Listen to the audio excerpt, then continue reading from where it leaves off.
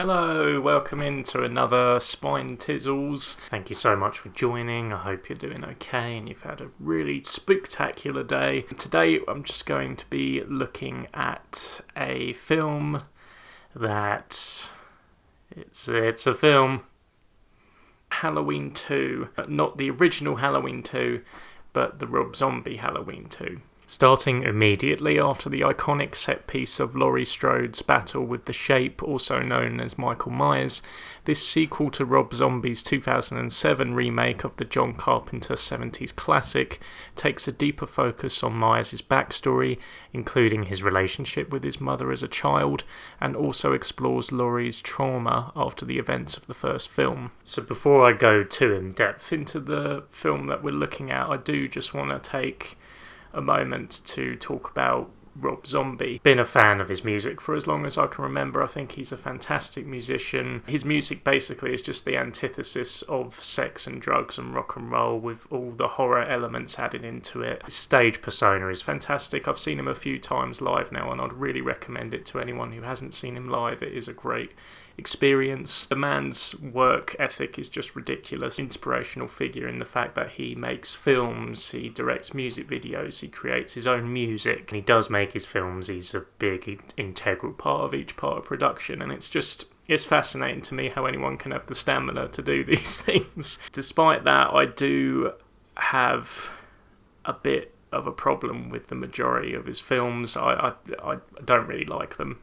Basically, there's only two that I've particularly been a fan of so far, which the first one is his feature-length debut, The House of a Thousand Corpses. And that film is genuinely just a well-made horror that has a real eeriness about it and a shocking ending and just quite a few unsettling moments in it that I thought was genuinely well made. The second one was his animated feature, The Haunted World of El Super Beasto.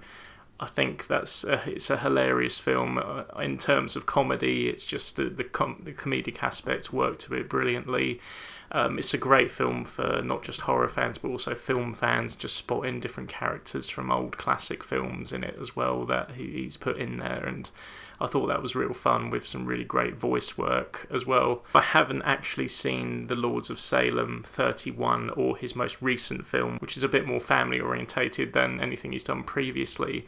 It's a feature reboot of The Munsters, which I am interested in just for the fact that it's Rob Zombie doing a family movie. It was the same sort of feeling as when Eli Roth went and did The House with a Clock in Its Walls. It was interesting to see primarily a horror director going to do something a bit more child friendly. And with any of his new releases, I'll always be at least interested in seeing what he's brought to the table this time. So my faith hasn't diminished completely, but I do just find films like The Devil's Rejects, I think that's just a hateful film, to be honest. I think it's just repulsive and it's just a horrible film to watch. And I'm sure Rob Zombie's that's kind of what he set out to do. He is primarily an exploitation director. That's where he thrives in, and this is something that we're going to be coming back to shortly as well. Free From Hell wasn't quite as repulsive as Devil's Rejects, but I just found it boring. It was just kind of more of the same sort of horrendous characters doing horrible things to people, and there was just no way to get into the film at all for me. And then we have his Halloween reboots.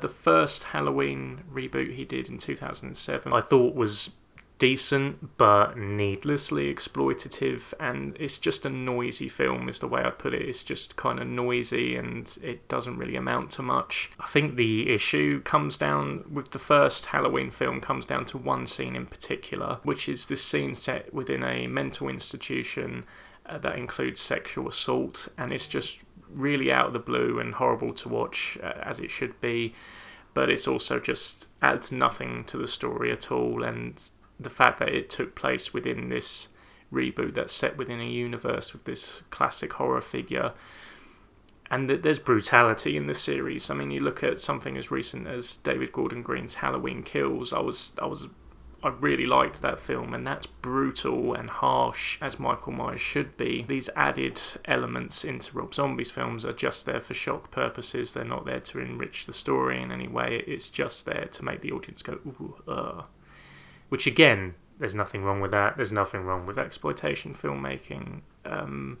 but I just don't think it belongs within the Halloween franchise. Anyway, we're on to Halloween 2 now, which is a 2009 film, the sequel to his own film. This second one, it seemed that the studios that were involved with it gave Rob Zombie more creative freedom. This is probably due to how successful the first one was. They just let him go hell for leather in this, and he goes into some strange places with this film. I want to start with the pros, because there are some pros. The makeup effects and the practical effects by Wayne Toth, pretty impressive in this film. There's certain injury details, like the beginning with the injury details that are on Laurie Strode. Car crash sequence are actually really effective and do look incredible still. Brad Dourif is in the film as Laurie's father, and I think this is definitely the best performance of the film. His acting in the final half an hour of the film in particular provides the film's most genuinely effective scene that is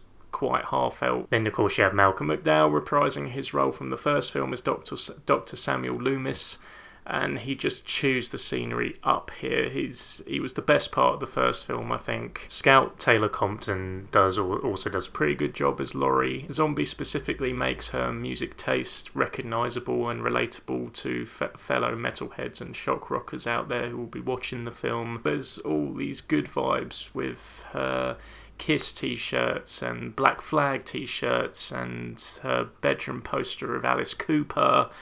The vibes of Uncle Meets Java Hole, which is the place where she works. I really liked that scene quite early on in the film when you see her interacting with her work colleagues, and there was good vibes in that. And then all of a sudden there's this problematic element comes in where there's this poster of Charles Manson above her bed.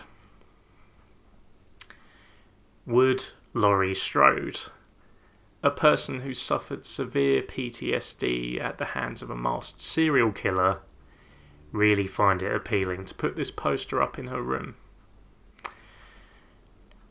It just doesn't make any sense, and it also really collides harshly with what the film tries to do. It kind of attempts this satire on the romanticisation of these horrific events, and it is just problematic in general.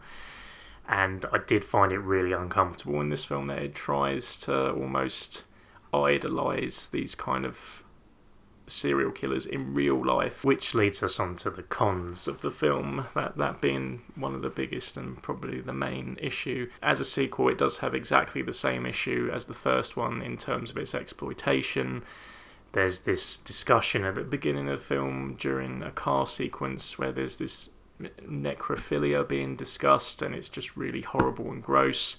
And I get that it's there to make you feel hatred for this character, and it's building that up, but again, just in the context of this franchise, it just felt really out of place. There's also this bizarre sequence with a guy who loves to dress as Frankenstein's creature getting it on with this exotic dancer. That's just really, it's obviously just there to look at like some naked women, and that's basically just it. To be honest, it just seemed like an excuse for that. The film does also do some cardinal sins in my eyes, not only for horror filmmaking but for Michael Myers in particular.